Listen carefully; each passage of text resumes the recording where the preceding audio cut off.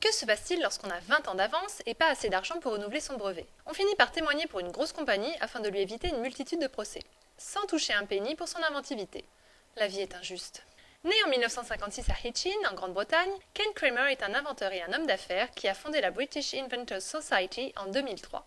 Kane travaille aujourd'hui pour l'International Clean Energy Circle, une organisation luttant contre le réchauffement climatique par le biais du développement d'énergies renouvelables, mais ce n'est pas cette histoire que je vais vous raconter.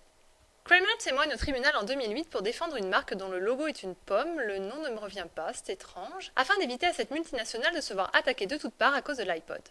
C'est un peu technique et j'ai pas trop envie de chercher, donc je vous fais un résumé.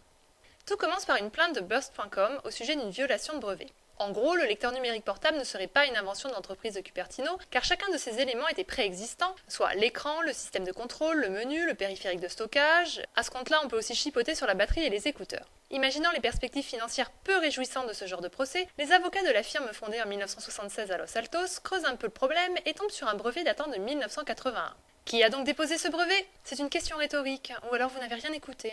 Le truc, c'est que si quelqu'un a déjà déposé un brevet pour un appareil similaire à l'iPod, on ne peut plus opposer de brevet ultérieur contre le propriétaire de l'iPod.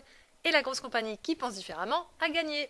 Dès 1979, Ken Kramer imagine un lecteur portatif de musique sur support numérique qu'il nomme XI, une référence à une rune viking signifiant progrès et transformation. L'appareil fait la taille d'une carte de crédit, il est équipé d'un bouton de réglage du volume, d'un écran LCD et d'un menu de navigation. L'idée est de vendre les morceaux de musique lus par l'XI par le biais de cartes mémoire. Ken Kramer est l'inventeur du baladeur numérique. L'idée séduit plusieurs investisseurs, dont Paul McCartney, guitariste membre d'un groupe ayant créé un label en 1968 dont le logo était une pomme.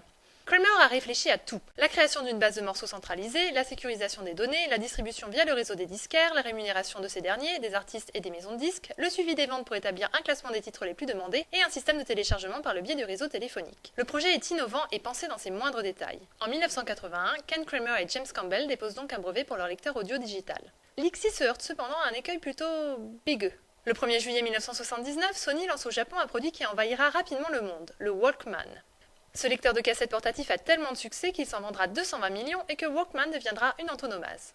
Mais la bande magnétique date des années 30, il est grand temps qu'elle laisse la place au numérique. Plusieurs prototypes d'XI sont donc fabriqués et présentés au public en 1986.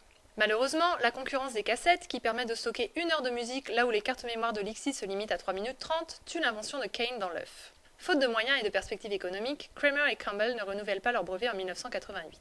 Vous connaissez déjà la suite. Ou alors votre déficit d'attention est plus grave que ce que vous pensiez. Alors oui, en 2016, ça peut paraître un peu ridicule de se faire damer le pion par le Walkman, qui, de surcroît, n'est plus produit depuis 2010. D'un autre côté, l'iPod n'a pas eu une longue carrière, une dizaine d'années tout au plus, du fait de l'émergence des smartphones.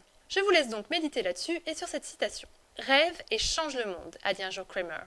Écoutez cet homme, c'est un visionnaire.